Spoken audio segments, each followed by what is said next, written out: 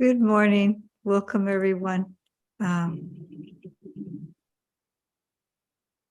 It's Easter Sunday, and it's a beautiful spring day. And anytime's a lovely time for meditation. But it's a lovely time for meditation. So, is there anyone here that's needing like beginning instruction? Has everyone here had some experience and some instruction in particularly Theravada Buddhist meditation? Is anyone brand new? You can raise your virtual hand and it'll pop your image up if you need a little bit of instruction, more than just the general guidance that I give. We can start. And I always like to remind people just to get yourself into a position that you can comfortably hold for. We're going to be sitting for about 40 minutes. And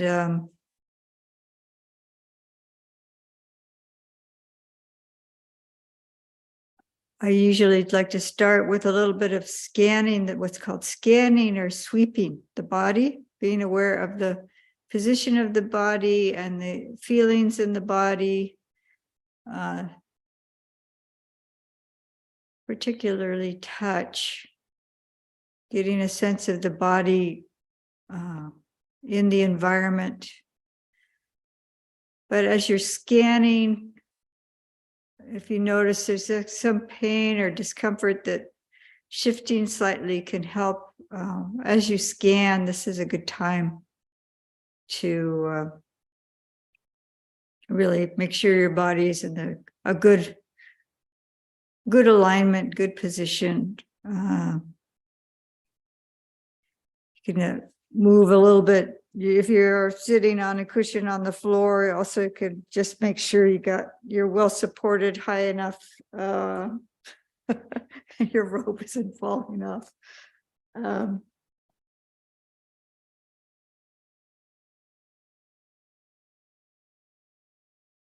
Anyway, anything that you need to, at the beginning of a period, just kind of assessing that position of your body is good.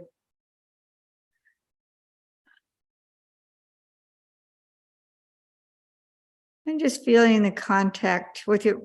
In this tradition, we sit with our eyes closed. So feeling the contact of the body, the weight of the body pressing against what's supporting it.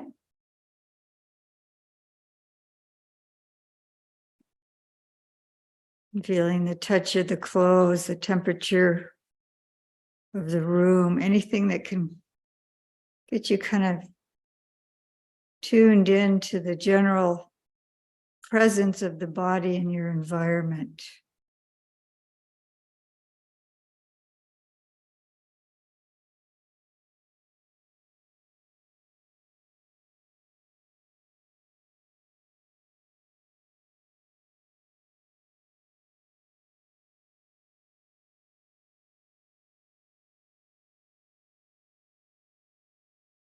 And starting with the feet,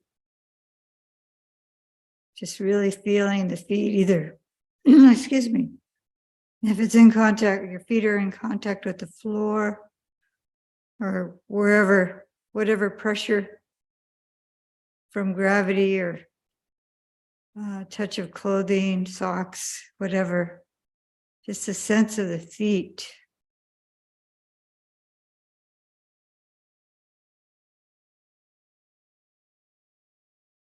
Really starting with the tips of the toes and, excuse me, bringing the awareness upwards.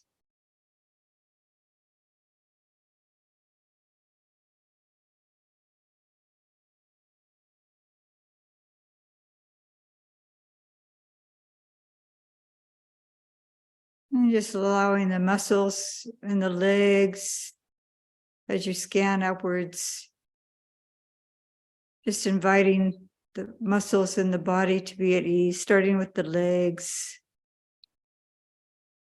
As your awareness moves upwards over the legs.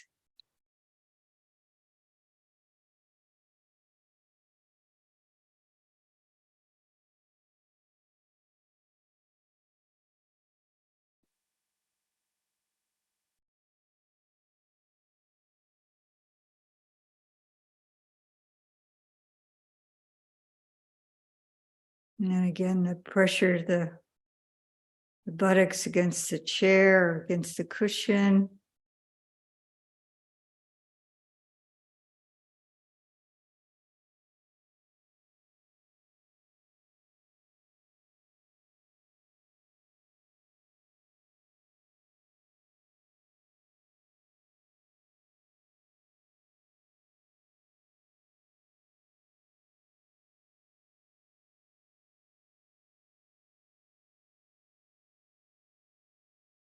And upwards to the abdomen.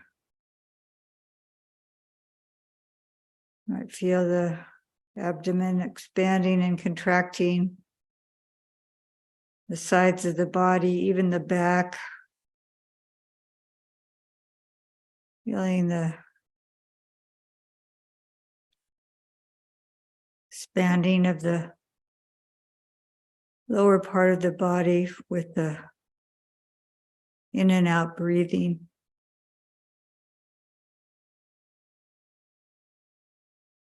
Just the breath at its natural rhythm. Bringing the awareness upwards at your own pace.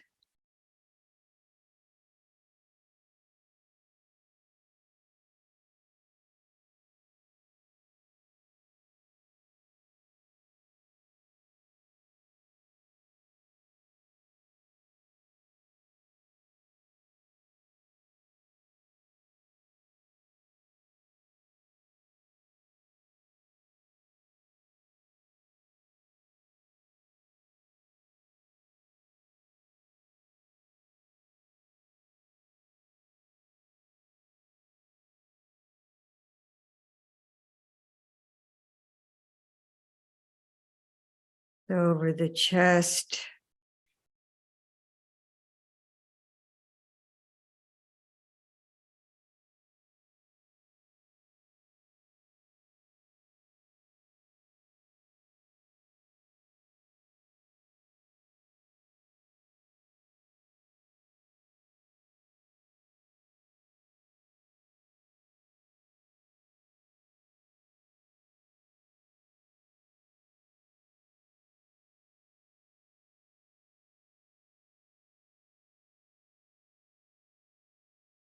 You can even feel the expansion in the back, the upper back, the sides of the body. Just this gentle flow of breath.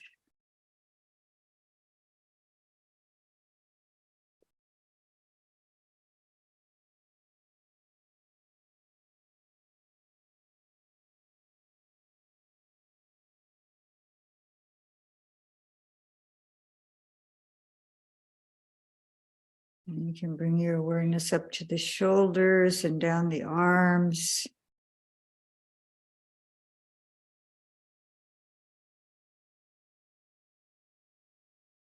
Feeling the touch of the hands and the arms against wherever they're positioned in the body.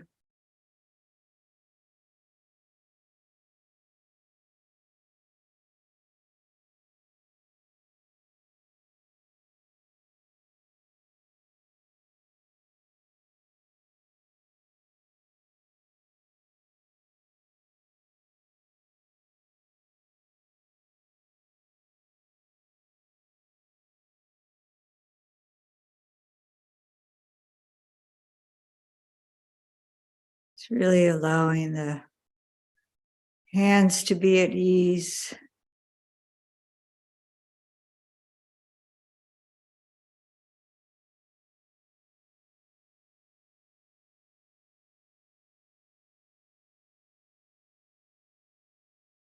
And bringing the awareness slowly up over the arms to the shoulders.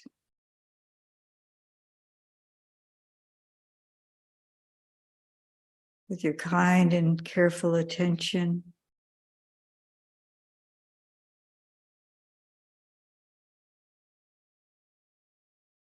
Just gently reminding or encouraging the areas that may have tension to be at ease.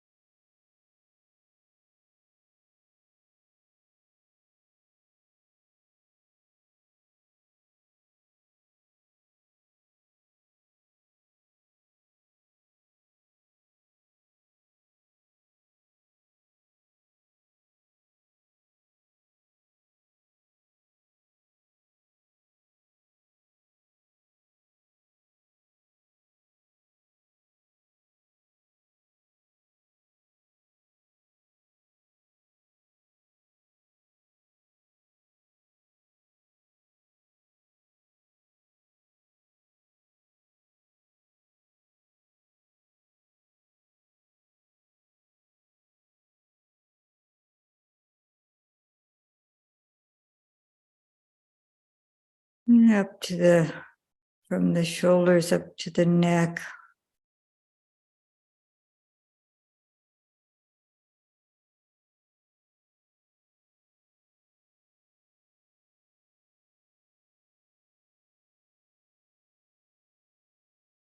And the jaws.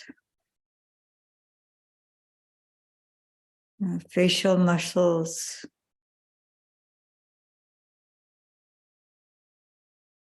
Especially around the eyes, just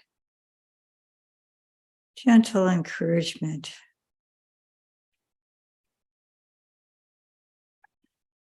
To be at ease.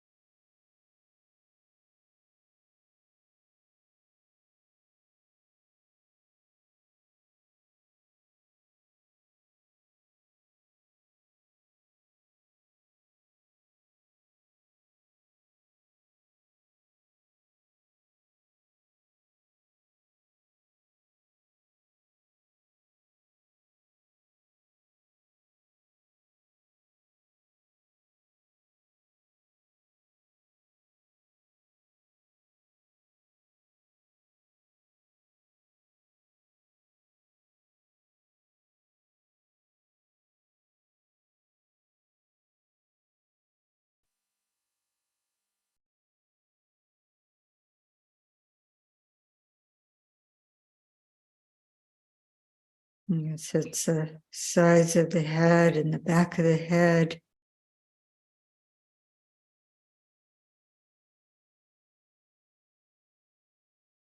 And the top of the head.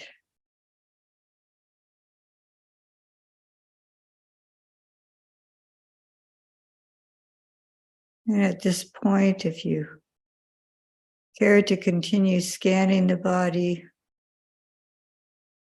at your own pace, you can start with the top of the head.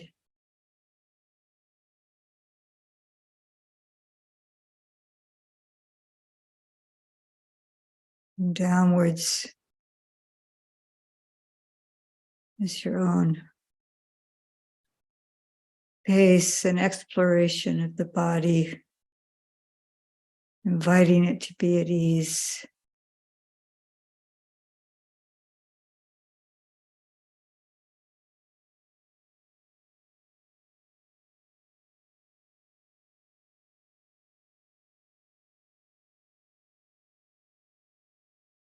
And if you care to bring your attention to the in and out breathing, this is a good time.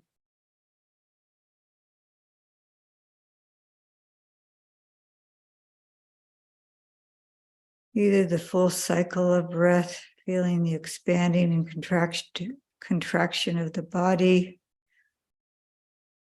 flow of the air out the nostrils and in again.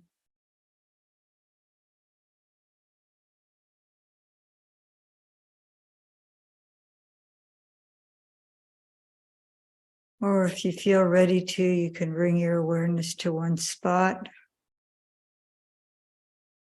aware of the flow passing over that spot. The nostrils, the abdomen, or anywhere that you may have been using as a location to observe the breath.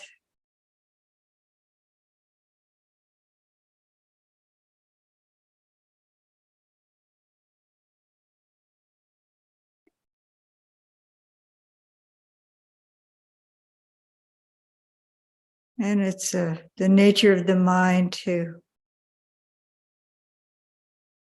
have some thoughts arising.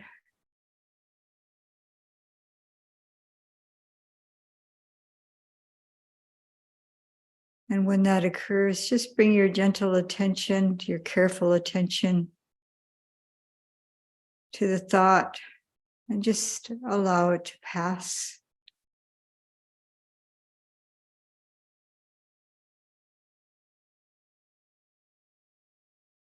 Gently bring it back to the body, be it awareness to the body, to the breath.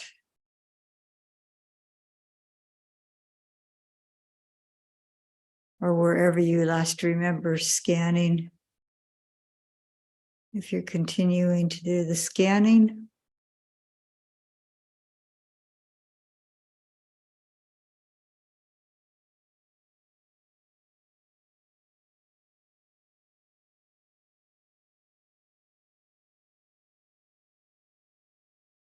and if the thoughts are persistent, just be patient with yourself. Just be aware thinking is happening.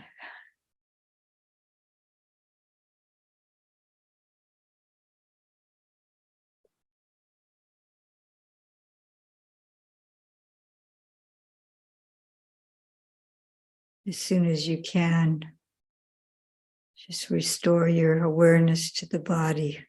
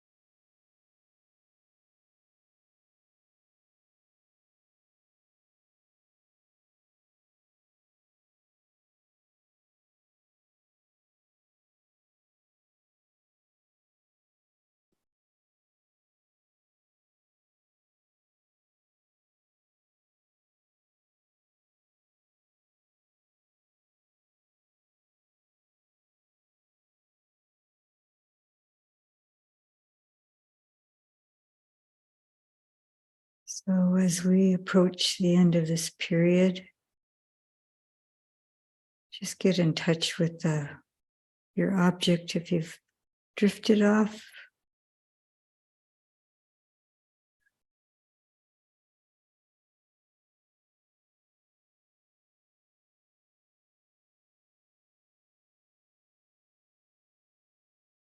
And also take a little time to consider what was helpful, what you learned, what's supportive.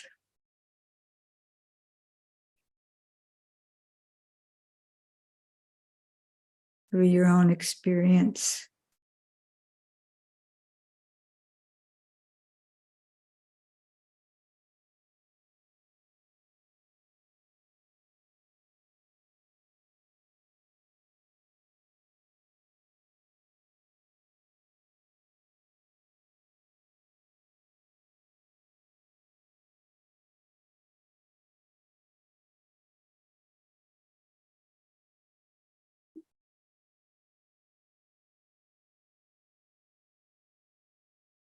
And as after the bell rings, bring your hands together in Anjali and bring your full awareness to that movement.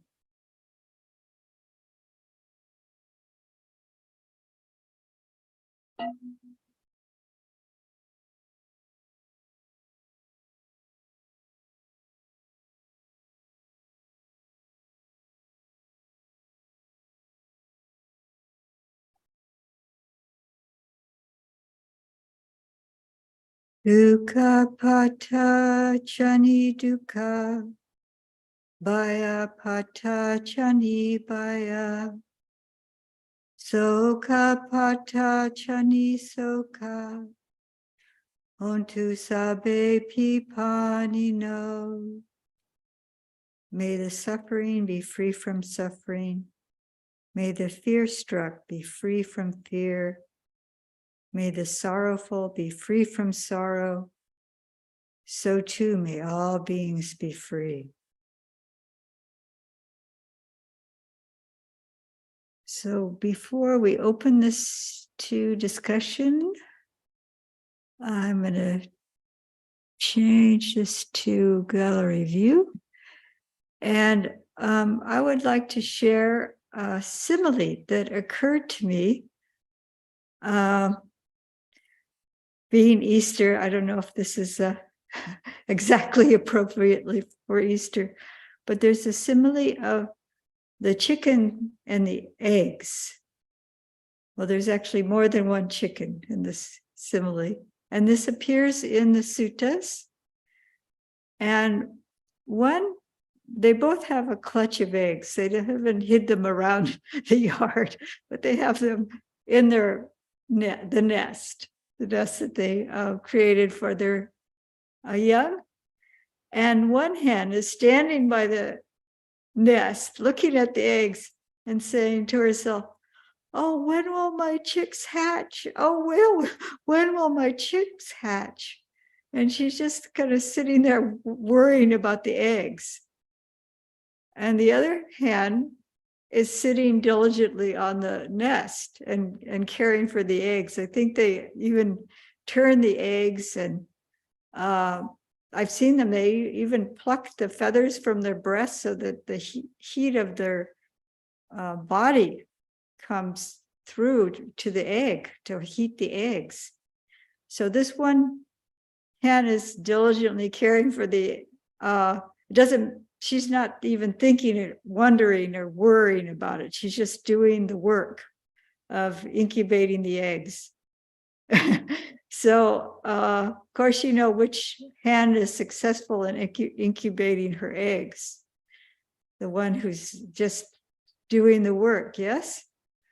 So this is a simile for our practice. So if we're like just worrying, oh, when will I see the results? When will my mind be peaceful? Then this kind of not going to help. It's not helpful.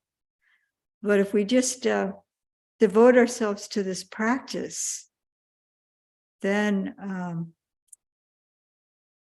we will start seeing a difference. We will start seeing an effect. And the egg, a being that's maturing in the egg they're contained, and it's dark, right? It's a cramped. It starts getting more and more cramped in that egg, right? So eventually the chick with his or her claws and beaks crack the egg from the inside and break through. So they're free. They're in the light. So this is a simile of the darkness and confinement of ignorance. We're confined in ignorance, and it's dark and uncomfortable and suffering. And then our practice helps us break out. The wisdom that's developed through the practice helps us break out into the light, into freedom. And this whole experience helps us develop wisdom. So I'm offering this for your reflection, and wishing all of you on this day light and wisdom and breaking through, breaking out of ignorance into the light.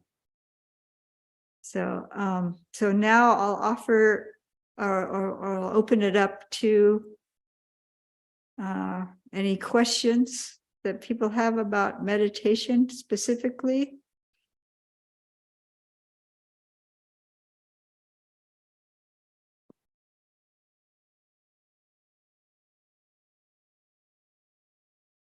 You can put up a virtual hand, or if you're on camera, that you can put your hands up in Anjali, and this is called Anjali.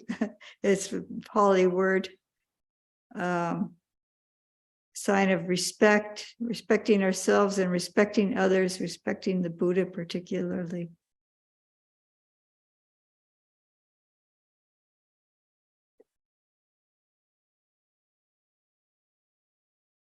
So any questions or comments about one's own meditation?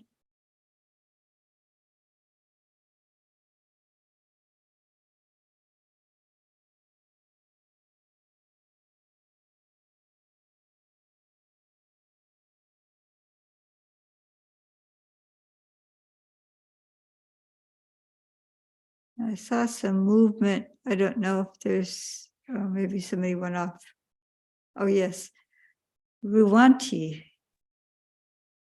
I just wanted to ask, the simile you just said, is it coming from a sutta, or you just thought about it?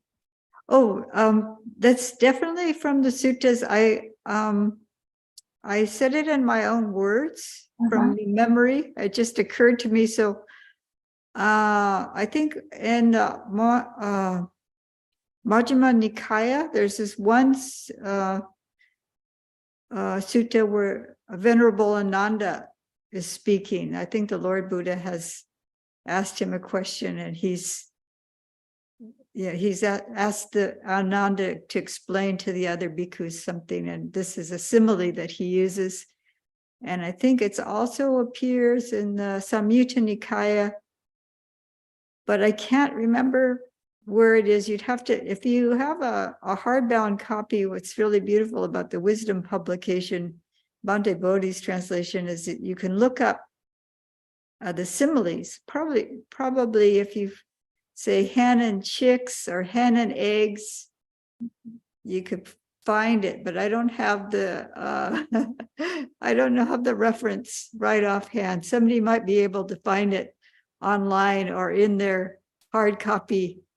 And it's a little different than what I had just said from memory. That's all right. I thought it was beautiful and encouraging as well. So, but I'll look it up. Thank you so much. Yes. Yeah, you're very welcome. And the breaking out I think that's also a beautiful part of it. There's the one part is with the hen tending to the eggs, and she has to do the work of incubating the egg. She has to stay with it. But then the idea of breaking through this, I think these are two different, there may even be two different similes, but breaking out. And there's a number of teachings, I think, that has that concept of being just enclosed and confined in ignorance, this massive ignorance that's been, holding us in, and then to be able to break out into the light, break out into awareness, the full awareness and knowledge and wisdom. So it just occurred to me. But I don't have all the references. So welcome. If anyone has come up with a reference, you can put it in the chat, or you can put up a virtual hand or actual hands.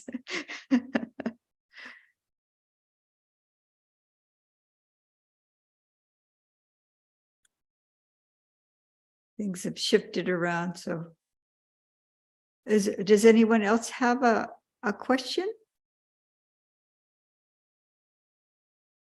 Everyone's meditation is going well.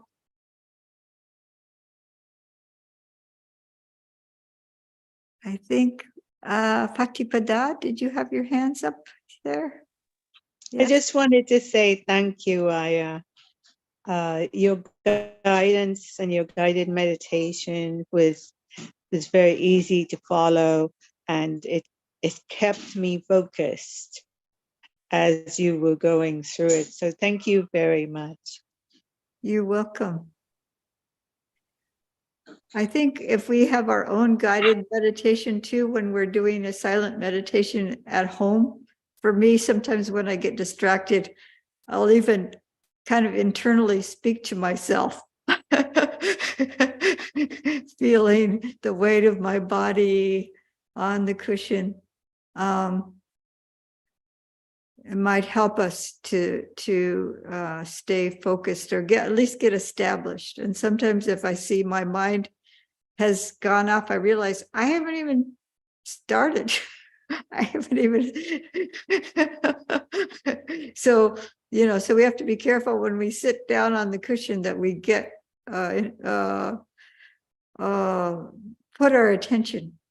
I like to do the body scanning. That helps me, starting from coarser to more subtle as we go along. And the breath is actually pretty subtle in it. Sometimes if we're just following the breath at one point, then it's easier to get distracted. So it's good to shift to a so-called coarser. The mindfulness doesn't have to be coarse, but the object can be a little bit coarser, like the more full feeling of the breath rather than in one spot. That's why I usually try to do that kind of progression.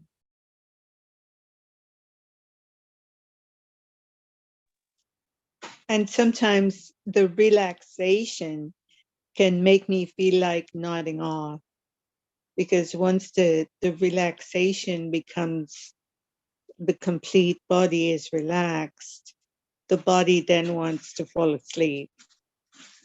And so I adjust the posture, I focus on the spine, keeping the spine straight, and that also helps.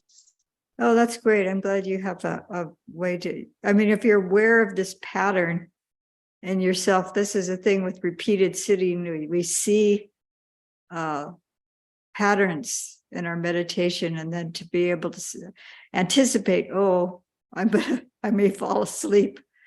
Opening up your eyes, adjusting straightening out the posture, as you're saying. There's a number of things, or changing the object if it's too subtle. If you're watching the breath and out of one point and it's too subtle, you might switch to another object. I see Gabrielle. Is that how you pronounce it? How do you? I am Alessandra. Alexandra? Alexandra? Alexandra and Gabriella. Gabriella? Okay. Yeah, for us it's evening because we are in Sweden. Oh, welcome. So Thank you have a question? I wanted just to about the simile. Mhm. I will look it up because I find it is extremely interesting, because I was thinking that the birth of a chick is pretty similar to, if one think of an egg, as you said it so nicely, that it's in the darkness. The chick doesn't see anything, and at a certain point we'd be probably able to open up to the light. And the same is for a butterfly that is a little, what is called? Chrysalis? Chrysalis? Yes. But and inside its own cocoon is undergoing an incredible change. We don't see anything from outside. We see the cocoon, we see the egg. We don't know what happens there inside, but there is a lot of things that happens.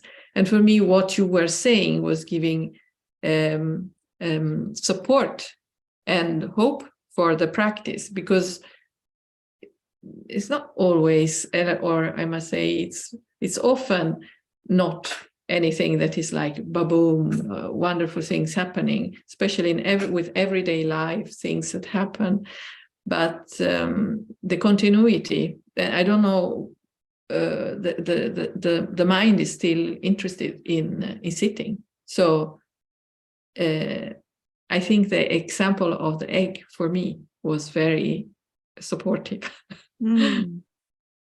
That's also very beautiful, the idea of the chrysalis. That, from the outside, it doesn't look like much. And then if you try to mess around with that chrysalis, you end up probably killing the butterfly inside. So you just wait. And the butterfly isn't thinking, may I burst out? May I have wings or whatever? It's just developing at its own pace. And then it comes out, and it's actually, I don't know if I've seen the butterfly just as it comes out, and then it's moving its wings. The wings are very contracted at first, and then they start expanding.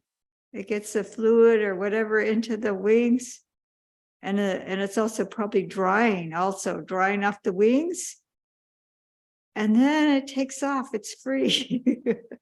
It's such a beautiful metaphor. I didn't think of that one before. So thank you for sharing that. And yeah, it is in the sutras. It may be, you might find the hen and the eggs and the egg breaking out of the egg.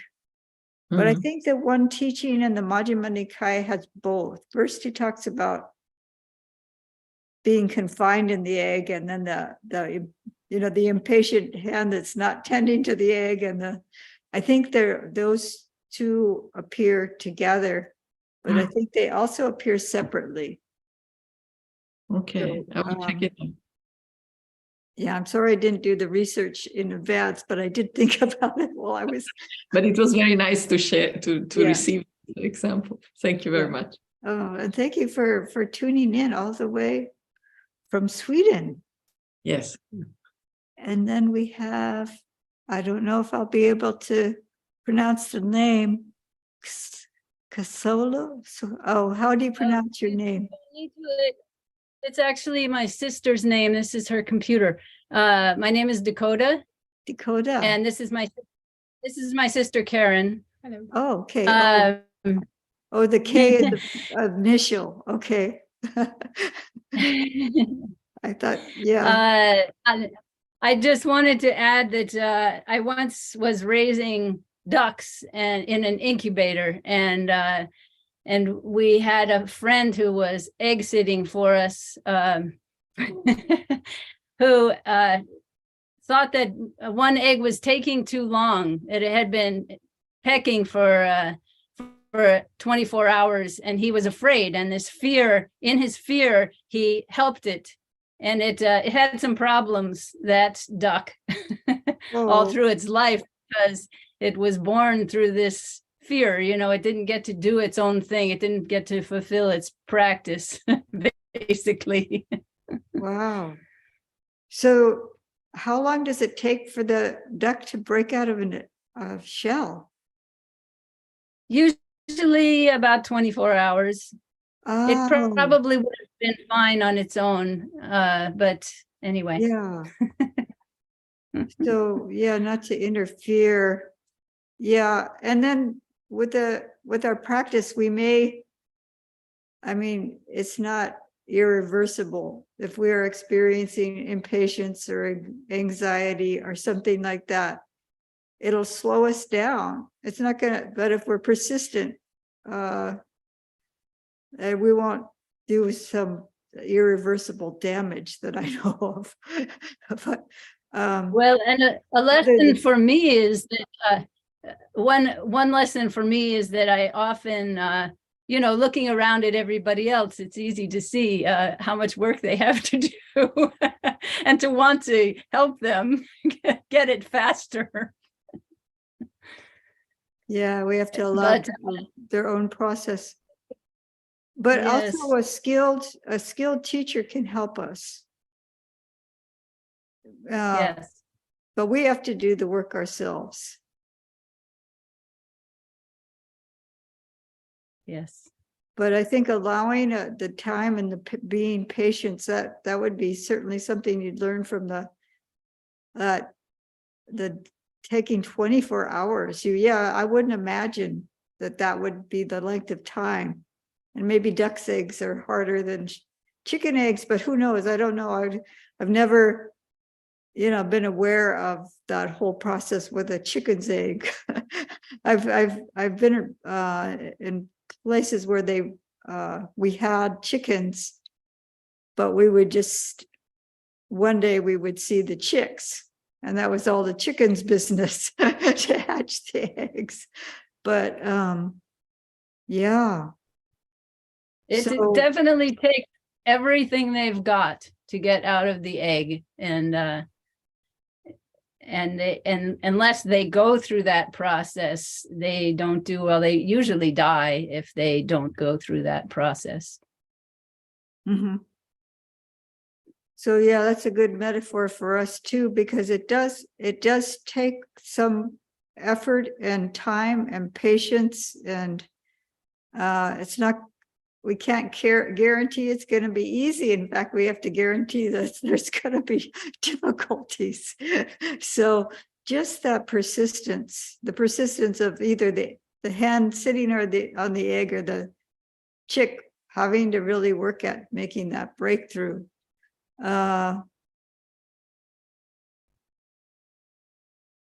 It's really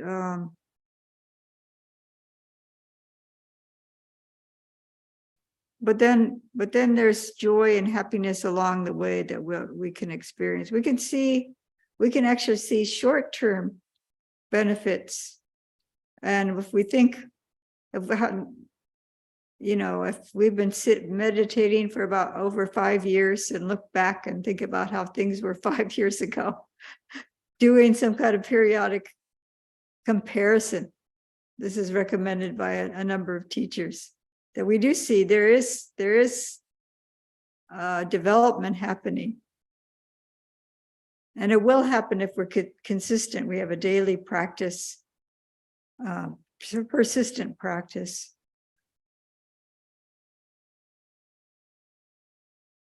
I want to also, if I may, say thank you so much. I have just learned about your organization and the monastery, and I'm very, very excited to become part of your greater community. And I have a history with Vipassana, and it's very masculine at the teaching. And this meditation that you offered this morning, and all of the things that I'm reading about the activities of the monastery and videos I've watched, they have such a very different flavor. And oh, I'm so grateful. Oh, you're very welcome. Where are you living? I am in Fort Bragg right now, Oh, okay. California, We have a just north of y'all. yeah, we have a hermitage on the Sonoma coast in Jenner. So Yes, I'm hoping to someday become part of it. yeah, so that's not so far to come to visit sometime. Yes. Okay. So is there any other comments or questions?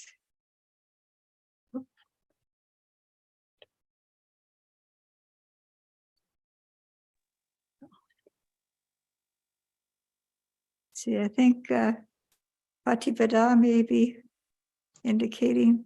One of the things I would like to share, which I think is can be hopeful, and helpful, is that with the meditation, the continuous meditation,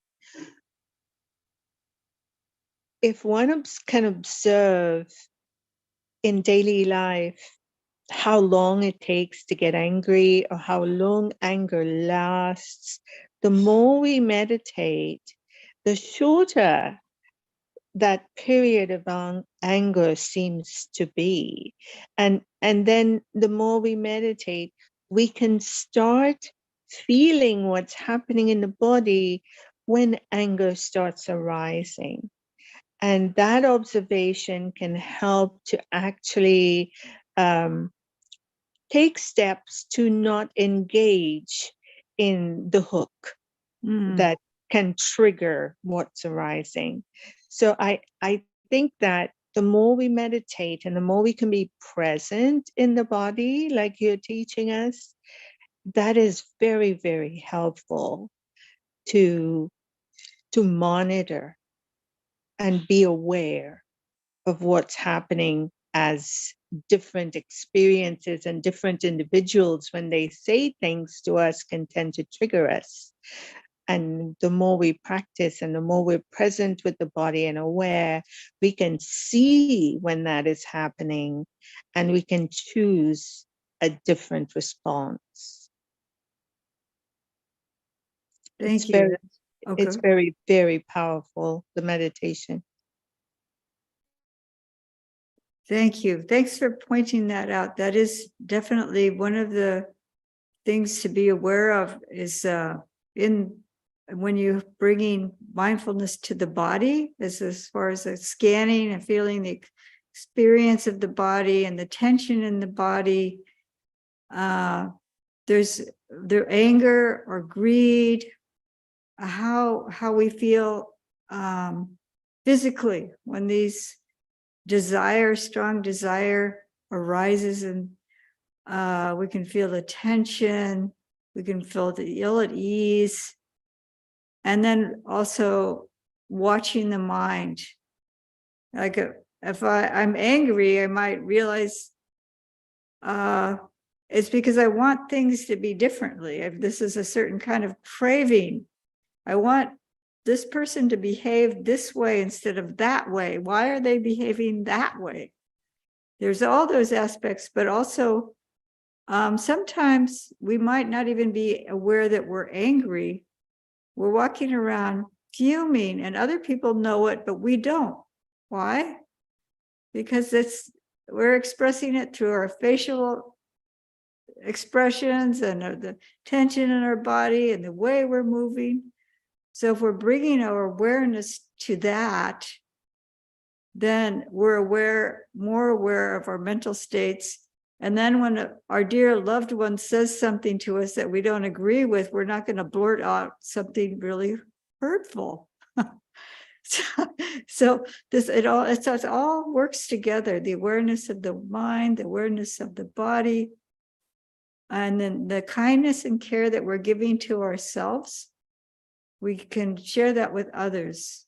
So thank you for sharing that body connection, the connection to the feeling, the connection to the mental state.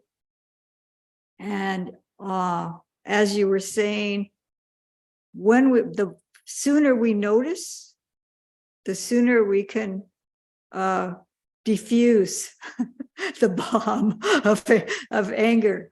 Or if we are a greed type, if we're aware of the strong desire arising, we can avoid maybe taking something that we shouldn't be taking, like food or whatever, acting out of greed. Are we acting out of greed or out of need? I don't know. So I say food, but it could be ordering something online, so easy now. Just I want that. And the debt is going up and up and up. For some people, that's how greed is expressed. But being aware of the body will cue us in. This is not quite wholesome. I feel a lot of tension. What's going on? Yeah, just awareness to the mind, awareness to the body. And this is what we're developing on the cushion. So it helps us in our daily life, as well as helping us break through the darkness, break out of that shell. That's the ultimate gain of this practice. Thank you, Patipada, for bringing that up, that body emotion awareness. Well, after arriving home, I started. It became so obvious to me after being at the monastery. So it's just, I'm living it every moment, every day, because I went into a situation where I was around so many family members. So I just wanted to share that the practice was so helpful afterwards.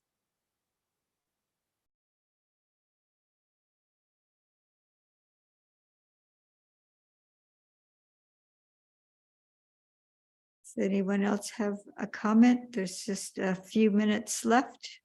Or question?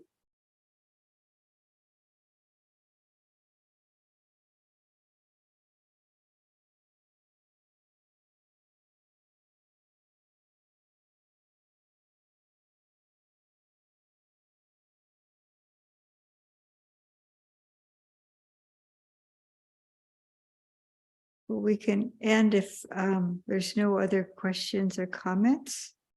And I'm wishing you all a wonderful day of light and wisdom. And we don't have to wait until we make that final breakthrough.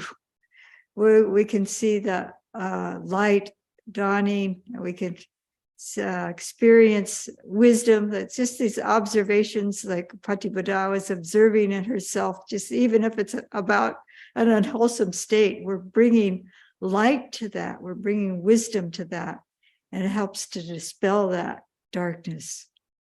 So we can end with a closing homage. If you have a image.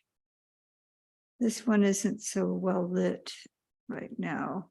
Sun isn't quite hitting it. There's a Buddha image in your home, or you can imagine in your heart an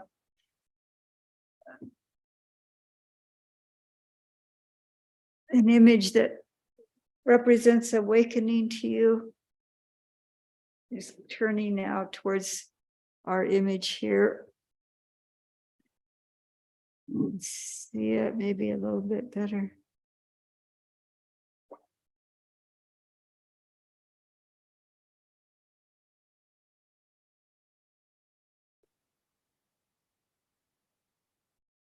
the Lord, the perfectly enlightened and blessed one. I render homage to the Buddha, the blessed one.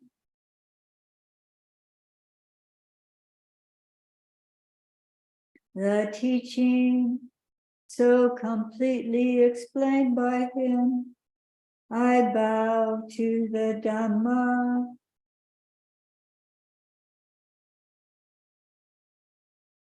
The Blessed One's disciples who have practiced well, I bow to the Sangha.